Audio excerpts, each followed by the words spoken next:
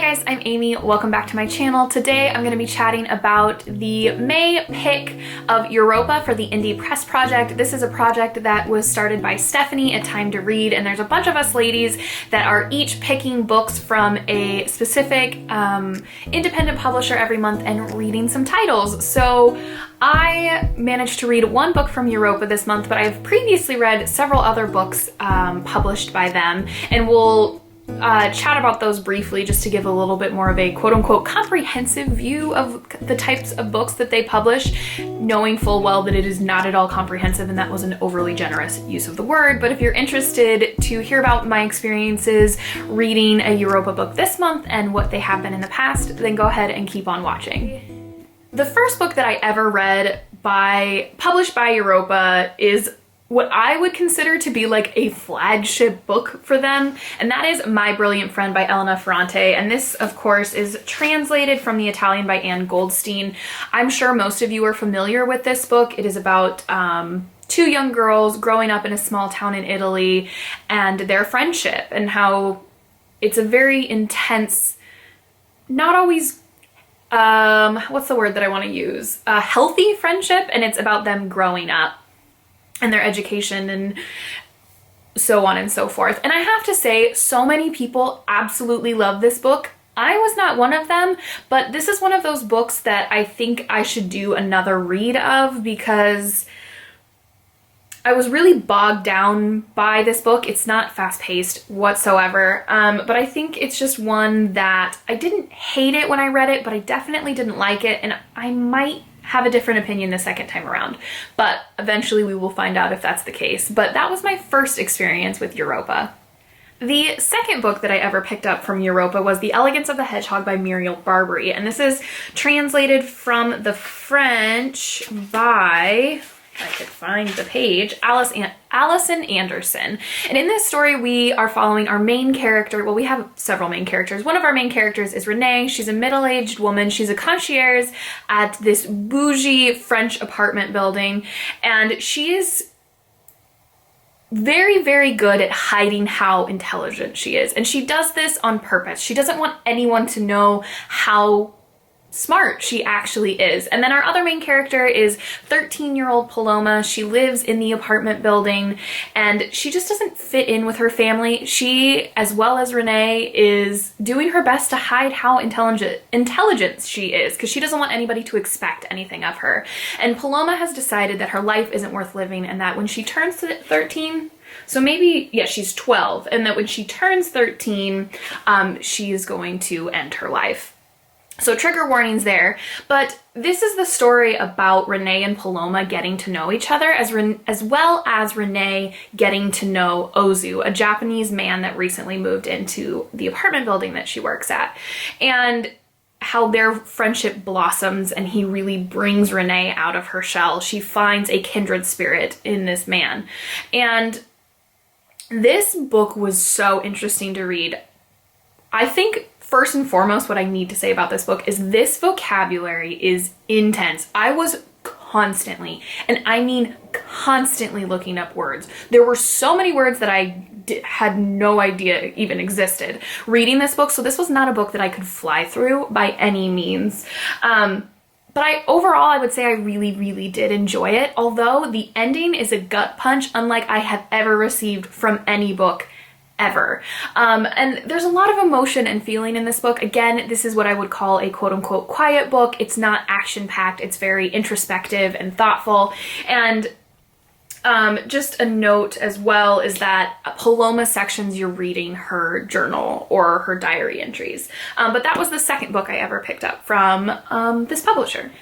And the book that I decided to pick up this month was a book that I had never heard of before, and I just randomly picked it up at my local used bookstore because I have to say the Europa spines and editions are just so obvious on a shelf that I'm always drawn to them. It's just one of those things that the aesthetic of the book itself, obviously, I am drawn to.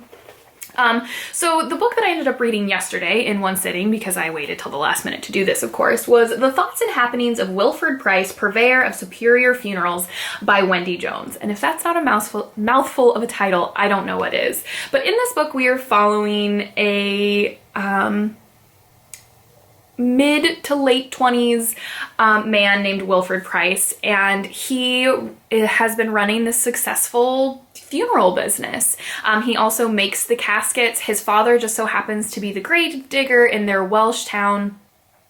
And Wilfred has decided that he needs a wife. It's time for him to get a wife. His business is successful, and he knows that it is the right time. And he has been spending time with a young woman by the name of Grace. And one day they are having a picnic. She's wearing this beautiful yellow dress, and out of nowhere, abruptly, he proposes to Grace, and she agrees. But he didn't mean it, and he just was swept up in the moment, because the thing about Wilfred is he is, in so many ways, so endearing. He's awkward, he's not sure about women or even really how the world works. He grew up with only his father, because his mother died when he was an infant, and he's just grown up very sheltered. And then most of his life, all of his adult life has been either as an apprentice to an undertaker or as an undertaker himself. So he just lives in this very small slice of life and hasn't been exposed to a whole bunch. And he finds himself in a bit of a pickle because he doesn't want to hurt Grace, but he also doesn't want to marry her. And through a funeral that he hosts, do they host funerals? I don't know how you would phrase that. He meets another woman named Flora, who he very quickly feels a connection for. And this just puts Wilfred in a bit of a conundrum, as can be expected. But I think what is really, really wonderful about this book is there is this like undertone of irony that is just really, really successful. This tone that just makes you go, oh, she's being a little bit cheeky there. She's got a little bit more to say than maybe what the surface level says. And I just found this book so pleasant. And this book went in places I didn't expect it to. It deals with some really, really difficult, hard-hitting topics. Definitely some trigger warnings that I think are a bit of a spoiler, but I will link them down below in the description if you want to be aware of it.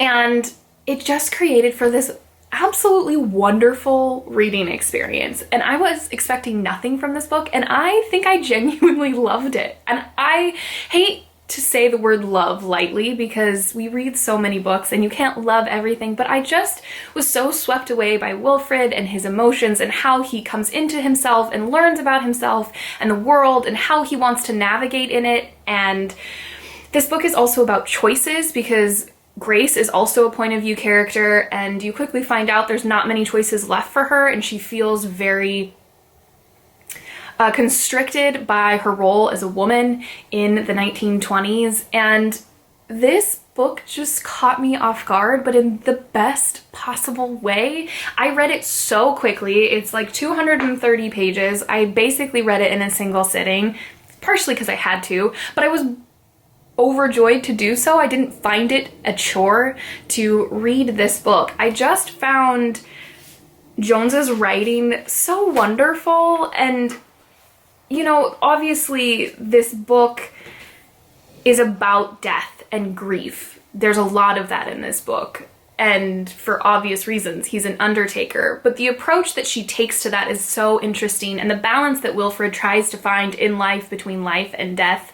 And it's just, I think it's really, really successful and funny at times as well, that really just makes for this wonderful balance of sadness but also happiness and the choice to live or just kind of get by. I think this was so wonderful. I've never heard anyone chat about it. I will definitely be looking for more works from Wendy Jones. I don't know if she's written other things or not, but I will definitely be double checking that. But I really, really recommend this book, you guys. I so loved it.